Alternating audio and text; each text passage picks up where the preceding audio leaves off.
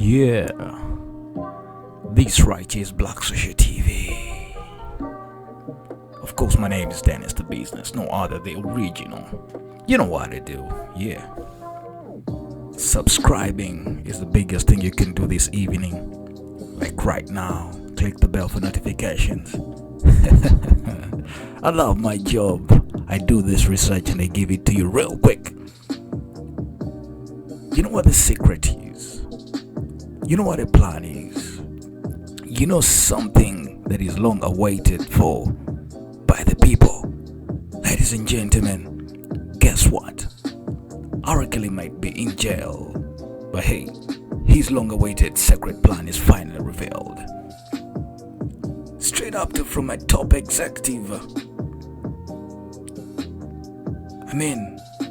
It was proposed an elaborate scheme to secretly funnel more than $1 million to the accused so-called, in quotes, pedophile R.Kelly, according to the documents and an audio recording that I'm about to get for you right here on Black Social TV. Now guess what? The payment to Kelly would have rewarded the jailed R&B Singers Corporation with a televised documentary series that Dylan Howard, you all know Dylan Howard, was hoping to produce for the Inquirer's parent company. Now, the company we're talking about is the American Media Inc. and sell to a network. Now, who is Howard? Howard is a 37-year-old who used to be the editor for the Inquirer and is now a senior vice president of the AMI. Now, this AMI negotiated over several months with Kelly's representative. One of them is Don Russell, according to the material reviewed right here on Black Social TV. Now, during one of their conversations, which was recorded, Howard suggested forming a shell company using secret licensing agreements to hide payoffs to Kelly.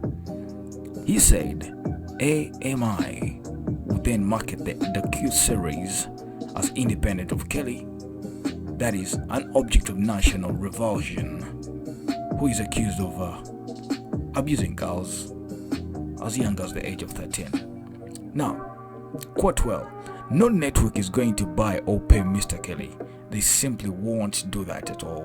They are not going to take the public relations hit associated with doing business with him, of course. Now, Howard can be heard explaining to Russell in the recording of the phone call,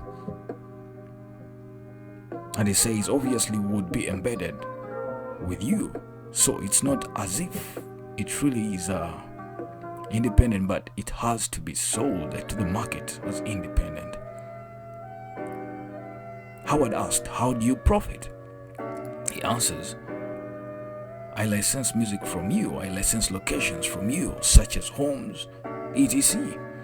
And that is how you get profit participation in such a production, because no network is even going to allow a production company's books to show on their books that there is a money trail going to you. I love my job. So the conversation continues in the recording that so it would have to be a production company through a shell company through to whatever company is designated on your end for the licensing of locations, licensing of the music and other things we can creatively come up with. Wow.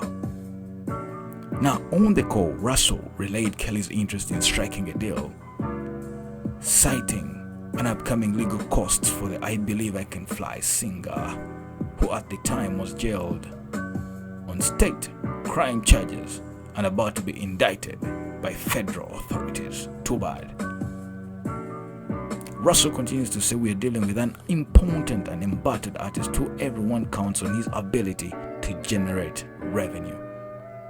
He continues to say, so I gotta make sure that if we are doing this, that then is considered by all parties, that we have to make sure he can pay legal fees, bills, and all that kind of stuff. Russell added, because that puts him back into position for the next steps down the road, which is the movie of R.Kelly. Guys, are you following this? Now, R.Kelly, once he resigns, spray him with this. Russell then told Howard, I'm sure you guys will want to have the first crack at that.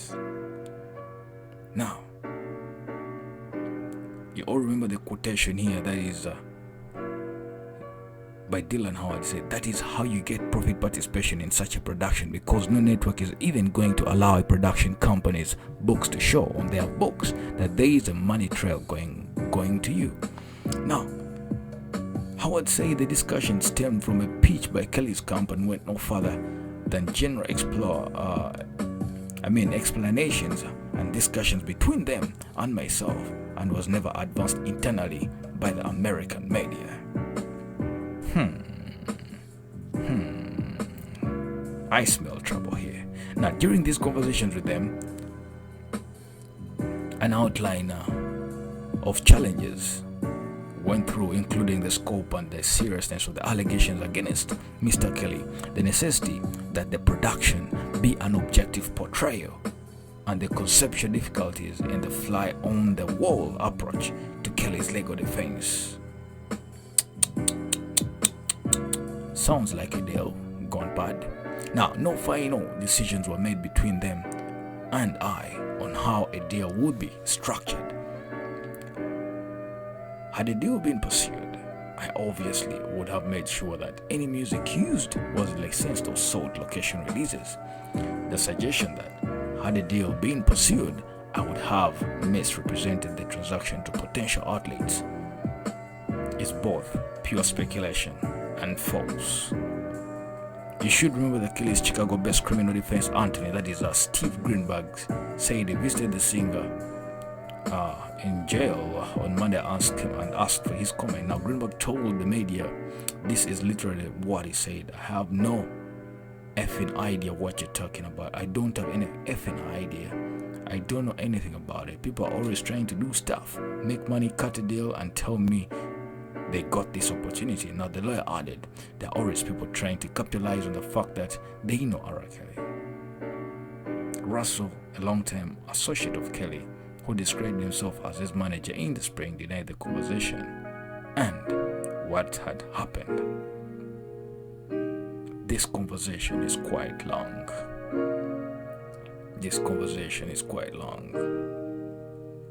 Now, what happens here is he quotes that me and Dylan have never spoken in that capacity in regards to the docuseries or anything with R.Kelly. He said on phone on Monday, I don't know Dylan in that capacity. I didn't come into negotiation deals, Russell added, claiming he was just trying to promote Kelly's side of the story to the media. Now, guess what happens before hanging up? Russell made a threat. I'm gonna tell you something. Publish the story. If I receive any negative backlash in the business, I'm coming after you personally. Now, you take that however you choose, my brother. Have a nice one. Now, I'm gonna bring for you part 2 of this conversation because it's quite long as I get more research. This right is Black Social TV. Why don't I thank you for watching? But hey, the music is by Lecky. Get down to the commentary section or description and get the link real fast. I'm Dennis the Business. Thanks for watching.